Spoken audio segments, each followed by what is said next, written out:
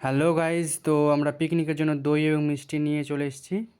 এবং আমাদের পিকনিকে এই যে সবজি দেখতে পাচ্ছেন, গাজর, মটরশুঁটি, ক্যাপসিকাম, তারপরে হচ্ছে বরবটি, আলু। তবে এগুলো কাটা হয়ে গেলে শুধু আলুটা কাটা বাকি ছিল। এবং এইদিকে পেঁয়াজটা কাটাকাটি হচ্ছিল, পেঁয়াজ, রসুন, এগুলো সব কিছু মাংসের জন্য। এই যে আলুগুলো কীরকম সাইডে ছিল ওটা দিয়ে হাসাহাসি করছিলাম। এই যে আমাদের মাংস ধোয়া হয়ে গেছে, অলমোস্ট কমপ্লিট। এই যে আমাদের রান্না একদম শুরু হয়ে গিয়েছে। এখানে কিশমিশ দিয়ে দিলাম ফ্রায়েড রাইসের জন্য, মানে ফ্রায়েড রাইসের মশলা চলছিল এখানে। এই যে আমাদের ভাজাভাজি শুরু করে দিলাম এবং আমি একটি সেলফি করছিলাম। এই যে আমাদের ফ্রায়েড রাইস কালারটা কিন্তু খুব সুন্দর লাগছিল। এই যে মটরশুঁটি ভাজা চলছিল।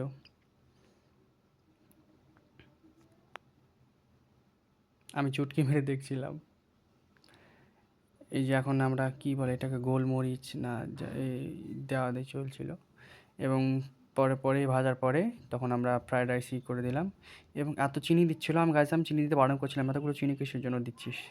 তো বললো না আমি রান্না করি, আমার থেকে সেরা রাঁধুনি কে আছে, কে রান্না করতে পারে ফ্রায়েড রাইস।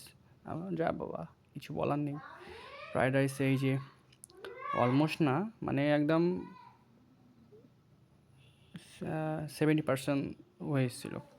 এবং এই যে তেলে ভাজা হচ্ছিল এখানে পাঁপড়, এই যে গরু খাচ্ছিল ওখানে। আর এখানে মাংসের জন্য আলু করা হচ্ছে। এই যে আমাদের মাংস ফাইনালি কমপ্লিটের মধ্যে। তো আমাদের সব রান্নাবান্না কমপ্লিট।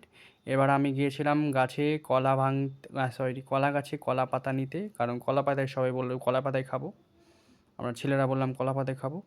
তাই আমি চলে গেলাম হাসুয়ানে কলা পাতা কাটতে। দেখতে পাচ্ছেন কলা পাতা কাটা হয়ে গেল। এবার আমরা এখন খেতে বসবো, পরিবেশনের পালা। কলা পাতাগুলো ধুয়ে একদম খেতে বসে গিয়েছি।